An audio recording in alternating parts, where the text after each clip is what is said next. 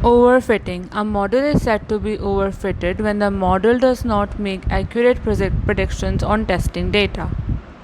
This happens when a model gets trained with so much data it starts learning from the noise and inaccurate data entries in our dataset. So basically overfitting के case में होता ये है कि हमारा model relevant data के साथ साथ जो डेटा में मौजूद नॉइज़ और इररेलेवेंट पॉइंट्स होते हैं उनको भी अपनी ट्रेनिंग फेज़ में बहुत ज़्यादा इंक्लूड कर रहा होता है, और डिटेल्स पर डेटा पॉइंट्स में जो पॉइंट्स बहुत ज़्यादा काम के नहीं होते हैं उनको भी अपने ट्रेनिंग फेज़ में बहुत ज़्यादा इंक्लूड करता है, जिसकी वजह से वो डेटा में मौजूद हिडन पैटर्न्स और हिडन रिलेशनशिप्स जो डेटा सेट्स में हैं, जैसे age and height for example एक एग्ज़ाम्पल है, इसमें जो हिडन रिलेशनशिप्स होंगे डेटा इतना ज़्यादा है कि वो मॉडल इन हिडन रिलेशंस पे बहुत ज़्यादा ध्यान नहीं दे रहा और बहुत ज़्यादा नॉइज़ को भी अपनी ट्रेनिंग में शामिल कर रहा है।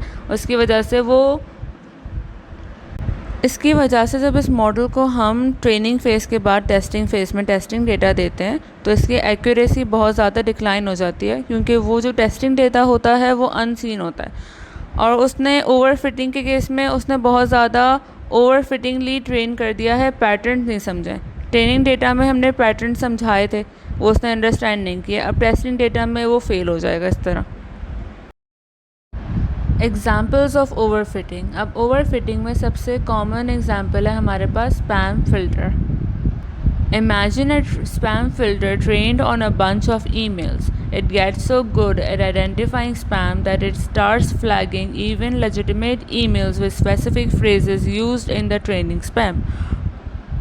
ट्रेनिंग फेज़ में हमने अपने मॉडल को कुछ स्पैम फ्रेजेस दिए जिनके थ्रू वो स्पैम और नॉन स्पैम ईमेल्स में आइडेंटिफाई और डिस्टिंग्विश कर सके, बट हमारे मॉडल ने उन फ्रेजेस पर ट्रेनिंग फ्रेजेस पर उन फ्रेजेस को पे लर्न करने के बजाय उनमें हिडन पैटर्न्स मालूम करने के बजाय उन पर रट्टा लगा लिया, उनको क्रैम कर लिया।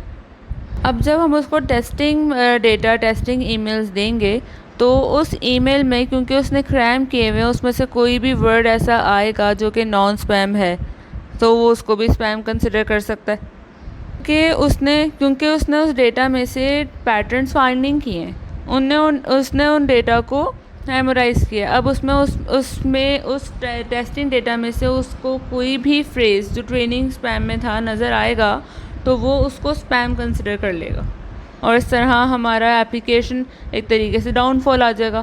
स्पैम जिसको कंसिडर नहीं करना उसको भी वो स्पैम कंसिडर करेगा।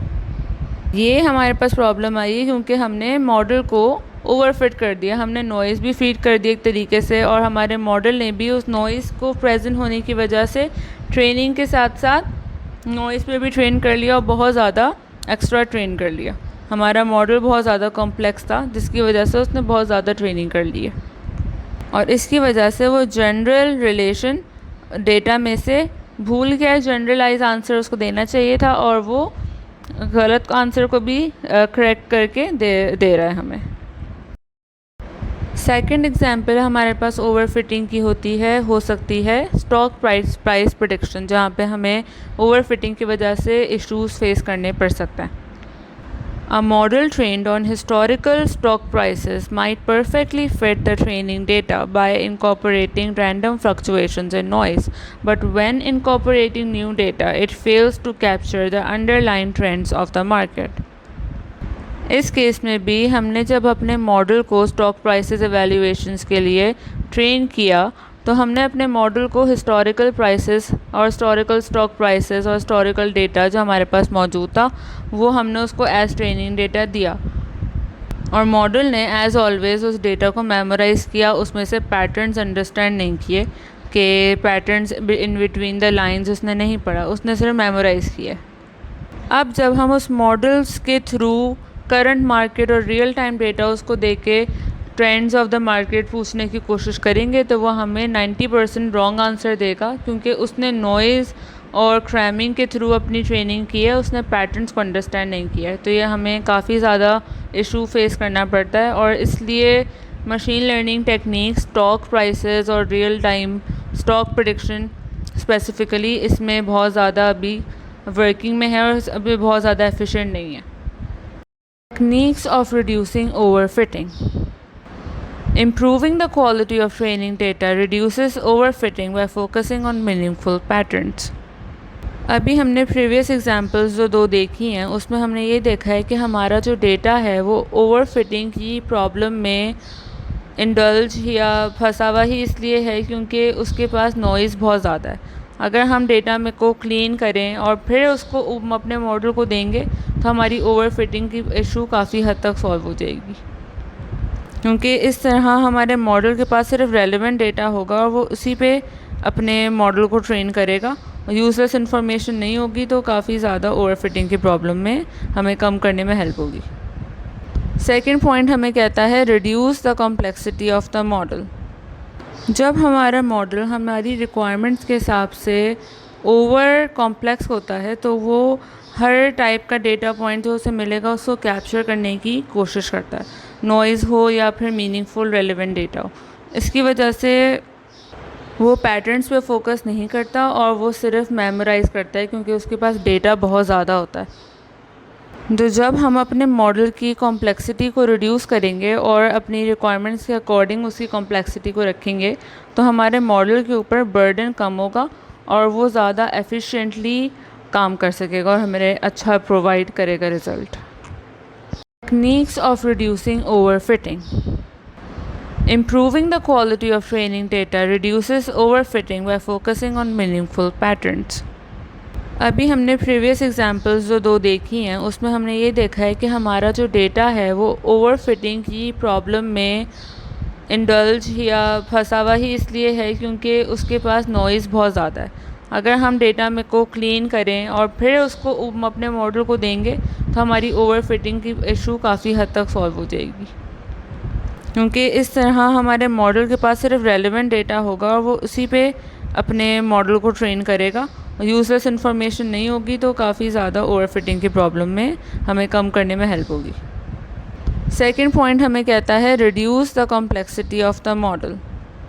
जब हमारा मॉडल हमारी रिक्वायरमेंट्स के हिसाब से ओवर कॉम्प्लेक्स होता है तो वो हर टाइप का डेटा पॉइंट जो उसे मिलेगा उसको कैप्चर करने की कोशिश करता है, नॉइज़ हो या फिर मीनिंगफुल रेलेवेंट डेटा हो।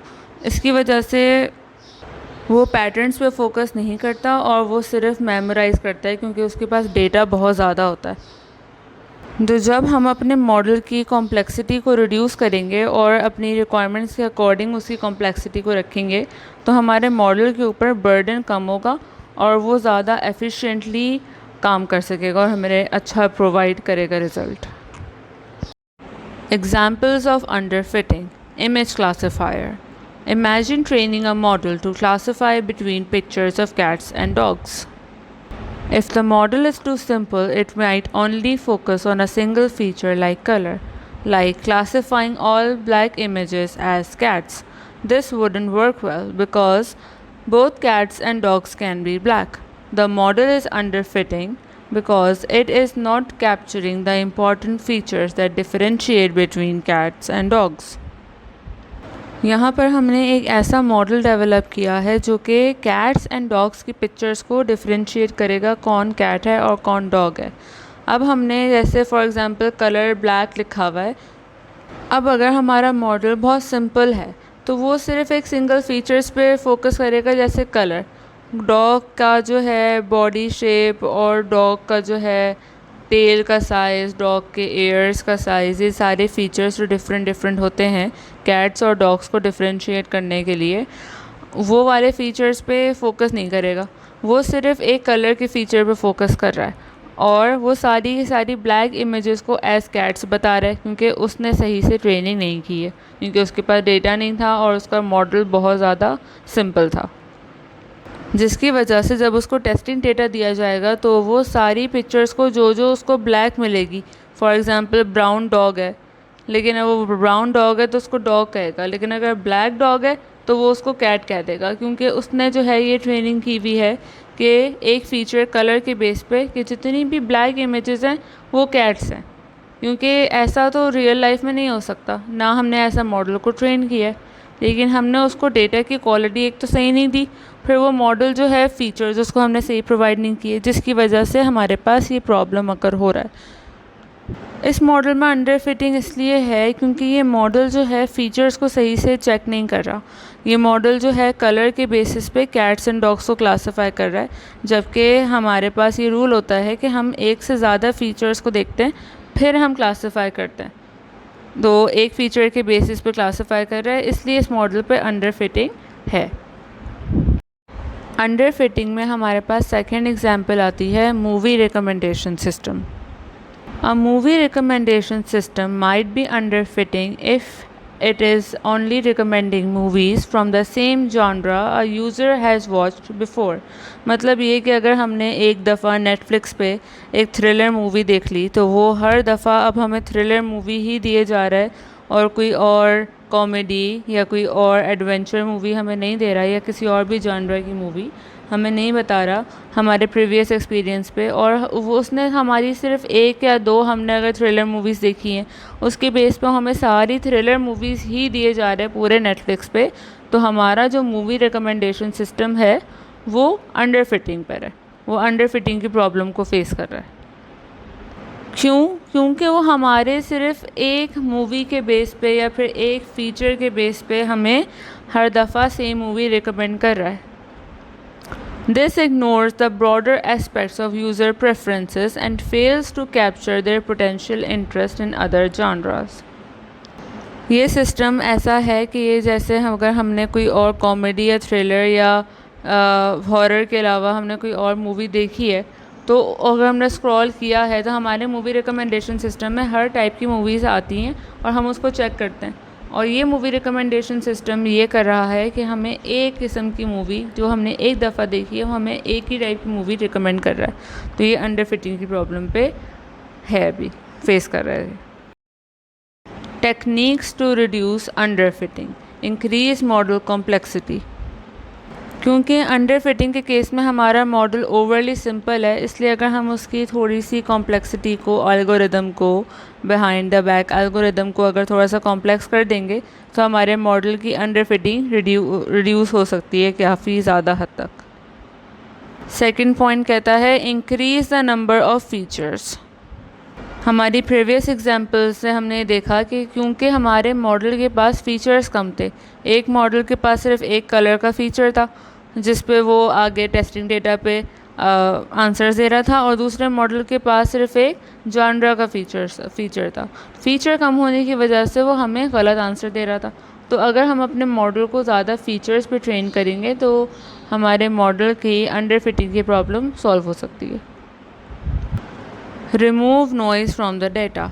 अब हमारा मॉडल क्योंकि डेटा में बहुत ज़्यादा नॉइज़ है तो इसकी वजह से भी हमारा मॉडल डिस्टर्ब हो जाता है और अंडर फिटिंग की प्रॉब्लम को फिर टेस्टिंग डेटा में फेस कर रहा होता है। Increase the duration of training to get better results. अब क्योंकि हमने जो प्रीवियस एग्जांपल्स में देखा है उसमें मॉडल को कम ट्रेन हुए होने की वजह से वो सही रिजल्ट्स नहीं दे रहा था, तो अगर हम इस प्रॉब्लम को सॉल्व करेंगे, उसको थोड़ा ज़्यादा ट्रेन करेंगे तो हमें वो अच्छे रिजल्ट्स प्रोवाइड करेगा।